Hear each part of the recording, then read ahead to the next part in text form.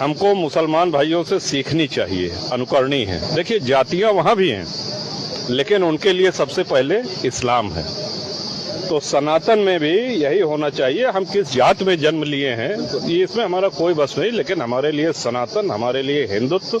ये राजा भैया जी, आपकी जो भाषा होती है, जो बयान होते हैं, वो पूरे राष्ट्रीय स्तर पे देखे जाते हैं। मतलब यूं कहें पूरे भारत में बहुत लोग गंभीरता से उसको सुनते समझते हैं। जब बात अवध की आती है, अवधि की आती है, तो मैं आपका एक बयान सुना था जिसमें आपने कहा था कि हमारे 4 बच्चे हैं और चारों बच्चे जो है अवधि में बात करते हैं। तो क्या ऐसा अवधि को आप कितना मानते हो? क्या सच में आपके जो बच्चे हैं, आपकी जो फैमिली है, अवध में बात करती है? देखिए, यहीं से सबका अस्तित्व है। जो अवध के वासी हैं, अवध के कारण ही उनका अस्तित्व है। और इस बात पे हमको भी बहुत गर्व है और हर अवधवासी को होना भी चाहिए। अच्छा, अवधी भाषा एक वो मात्र भाषा ही नहीं है, बल्कि आप समझिए कि वो देव भाषा है। इसमें तुलसी बाबा ने श्री रामचरितमानस की रचना की और रामचरितमानस हर हिंदू के घर में आपको मिलेगा। बिल्कुल। तो हमारे लिए बड़े गर्व और सम्मान की और सौभाग्य की बात है कि हम लोगों ने अवध भूमि पे जन्म लिया है। अब जैसे हमारे पूर्वजों ने, हमारे पुरखों ने इस भाषा को जीवित रखा, इसको आगे बढ़ाया, वैसे ही हम लोगों का भी दायित्व है और हम लोगों के बाद आने वाली पीढ़ी का दायित्व है। क्योंकि अगर आप चाहते हैं कि आपकी क्षेत्रीय भाषा जीवित रहे तो अपने बच्चों से उस भाषा में बोलना शुरू करिए। बिल्कुल, नहीं तो उस भाषा का 20-25 वर्षों में अंत हो जाएगा। एक तरफ विकास की परियोजनाएं बौछार पे बौछार और दूसरी तरफ कुड़की और नोटिस चपका कार्यवाही, इस पर थोड़ा सा नहीं, कुड़की और नोटिस से हमसे कोई मतलब नहीं है ना। हमको जो जैसा करेगा वैसा तो घरे उस संबंध में बात करिए। देखिए, वो इस लायक प्रश्न नहीं है कि किया जाए और न ही हमारा कोई अर्थ है। भाषा को यानी आज हर व्यक्ति की बोलचाल की भाषा मानी जा रही है। तुलसीदास बाबा हर व्यक्ति ने अवधवासियों। हाँ, इसका भाई जो तो आगे हम बिल्कुल होना चाहिए। जैसे अवध में अवधी बोलते हैं, ब्रजभाषा में ब्रजभाषा बोलते हैं ब्रज क्षेत्र में। सर, जैसे बीजेपी ने कहा कि योगी आदित्य ने कहा एक रहेंगे तो नेक रहेंगे, उसमें आपने भी सहमति दी कि जुड़ेंगे तभी बचेंगे। वहीं प्रदेश सरकार और केंद्र सरकार जाति जनगणना लाकर क्या इस तरह से जातियों की जातीय अस्मिता नहीं जागेगी? जिस इलाके में जिसकी बाहुलता होगी, क्या एक रहेंगे, नेक रहेंगे और जाति जनगणना अस्मिता उभरेगी नहीं जातियों की? बड़ा अच्छा प्रश्न है आपका। जहां तक हमको याद आ रहा है, एक रहेंगे तो सेफ रहेंगे, ये आदरणीय मोदी जी ने कहा था। और बटेंगे तो बटोगे तो कटोगे, ये आदरणीय योगी जी ने कहा है।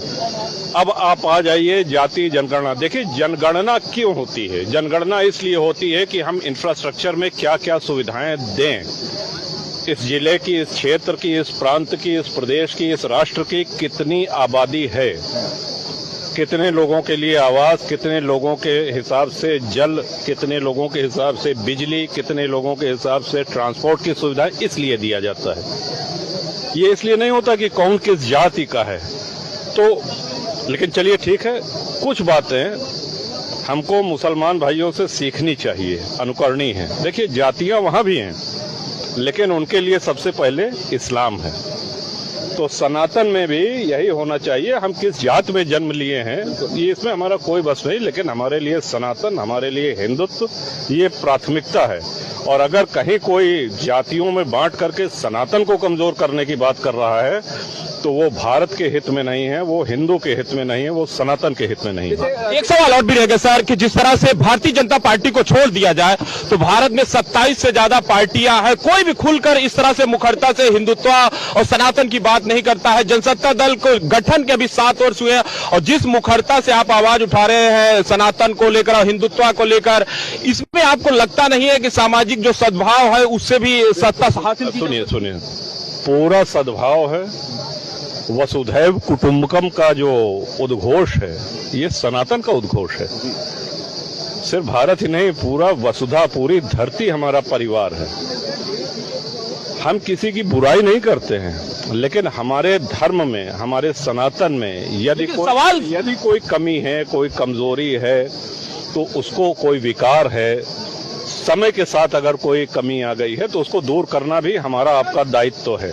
हम किसी की बुराई थोड़ी कर रहे हैं। सर, सवाल हमने कहा कि हम कह देखिए, जैसे मुसलमान भाइयों से ये अच्छाई लेने लायक है, सर सवाल इसलिए भी है कि उत्तर प्रदेश बिहार जैसे राज्यों में कोई घटना होती है तो बड़ी मुखरता से उसको मीडिया भी उठाती है, और बंगाल जैसे मुर्शिदाबाद जैसे घटना हो जाती है उसमें बड़े बड़े नेता चुप हो जाते हैं, मौन हो जाते, उसमें भी आपने आवाज उठाई थी और मुखरता से आवाज उठाई थी। इस सवाल पर हमने मुर्शिदाबाद पे भी आवाज उठाई, हमने बंगाल की हिंसा पे भी उठाई, हमने पहलगांव के आतंकी हमले पे भी, जहां पे ध्यान देने की बात है धर्म पूछा गया, जाति नहीं पूछी गई। और एक महत्वपूर्ण, अमरनाथ जी की यात्रा आरंभ होने वाली है। अमरनाथ जी की इस यात्रा में थल सेना अध्यक्ष, बीएसएफ के जो है मुखिया, सीआरपी के मुखिया, सारे अर्धसैनिक बलों के मुखिया, ये क्यों हैं? आप कभी खुद चिंतन करिए। 80,000 सैन्य बल और अर्धसैनिक बल लगता है, तब हम लोग अपने आस्था के केंद्र बाबा अमरनाथ जी का दर्शन कर पाते हैं। ये गंभीर स्थिति है भारत की। और वहां भी कोई ये नहीं कि फला जात के लिए छूट है। जो आतंकी हैं, जो पाकिस्तान के द्वारा प्रायोजित हैं, जो देशद्रोही हैं, वो मारते हैं कि हिंदू को मारना है, काफिरों को मारना है। वो अपना मुद्दा है लेके आता। आप अभी पहलगांव में देखिए क्या हुआ। कलमा पढ़ो, नहीं पढ़ पा, अच्छा हिंदू हो, कपड़े तक उतार करके देखे गए हैं। अब हमारी आपकी आंखें खुल जानी चाहिए, और जिनकी नहीं खुली है उनको भी खोलने का प्रयास किया जाना चाहिए। ये सब बात अलग है। अभी आज का कार्यक्रम विकास से संबंधित क्षेत्र के लिए, तो इसलिए बहुत बहुत धन्यवाद।